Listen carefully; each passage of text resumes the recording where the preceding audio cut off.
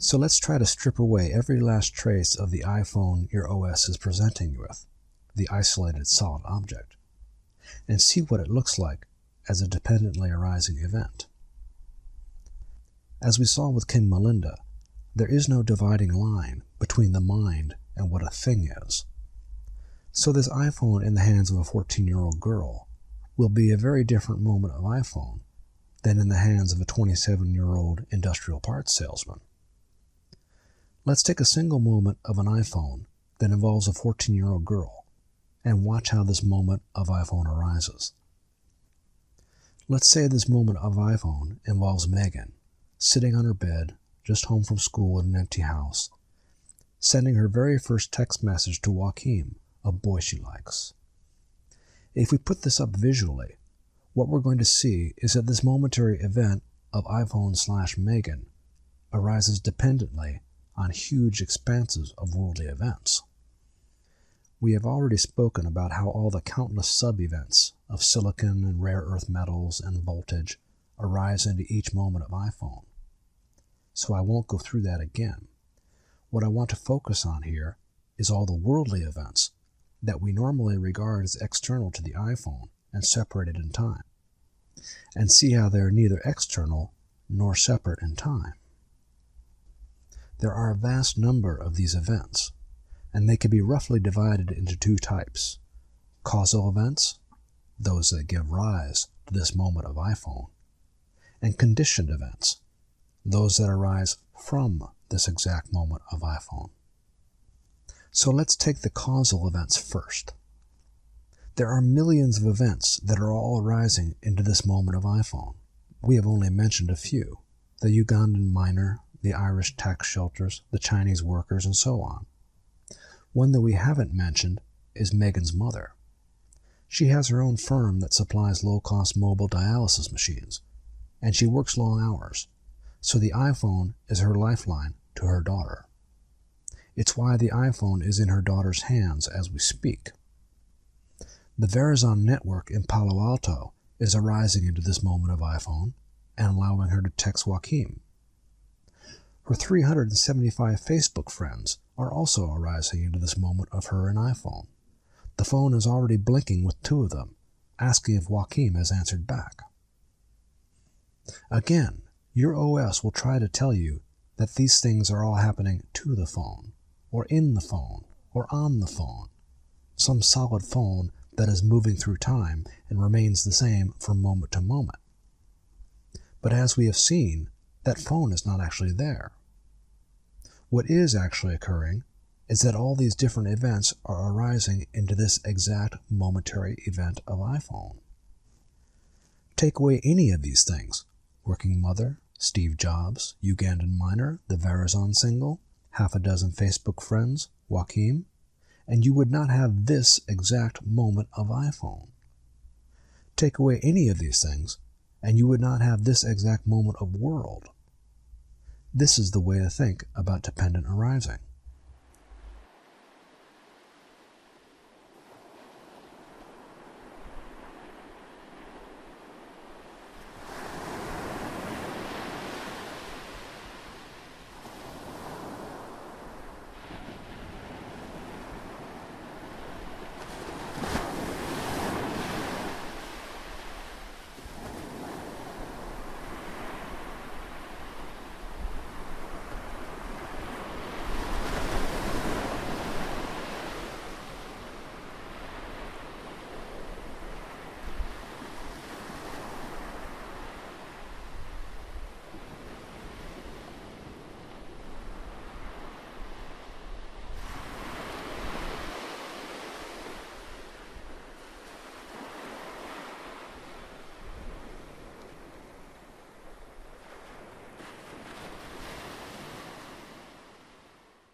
Let's look at the other set of events, the conditioned events.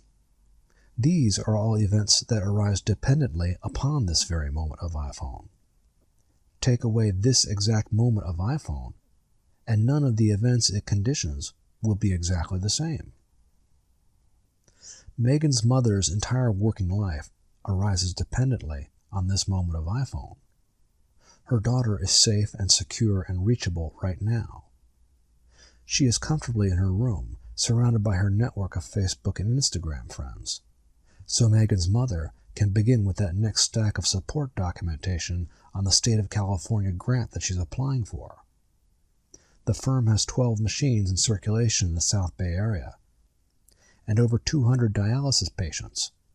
This moment of Megan's mother, and all these current moments of patients, depend upon and arise upon this moment of iPhone in Megan's hand.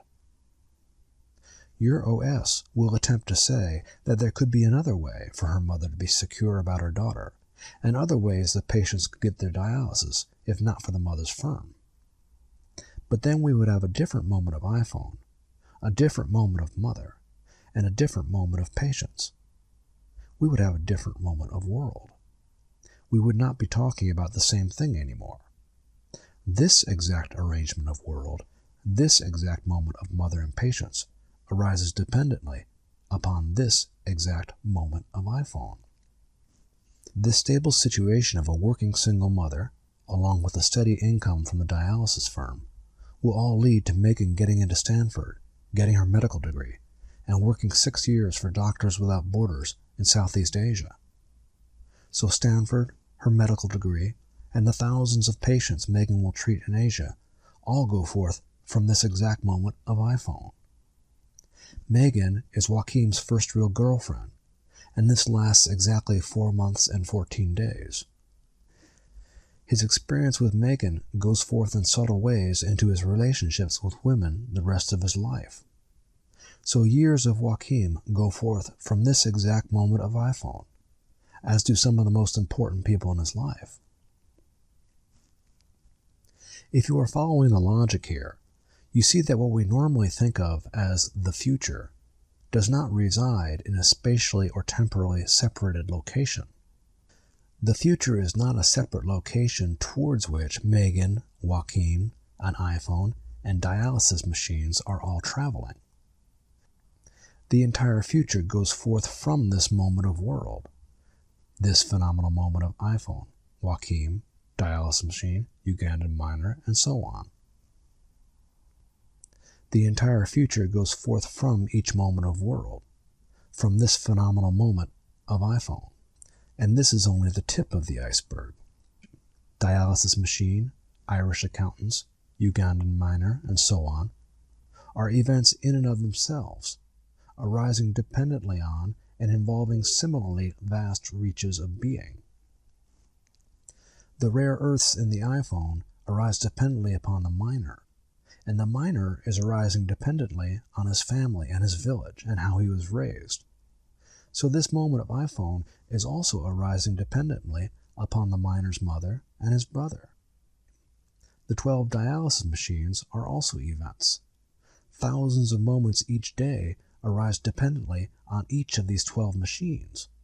Moments of grandmothers and grandchildren, taco stands and neighborhoods, a city councilman, the schools he works to fund, and so on. And countless of other events arise dependently on each of these events. So what we have in front of us is both an event that extends infinitely through both time and being, and infinite reaches of time and being that all arrive at and arise as this moment of iPhone. Megan's iPhone is not coming from some mental location called the past, nor is it moving through some container called time towards another mental location called the future. Rather, each moment of iPhone is utterly complete in and of itself, extends through all of what we normally think of as past and future. The iPhone arises from and includes all its causal events, and the fabric of everything that will be goes forth from this moment of Megan on the bed.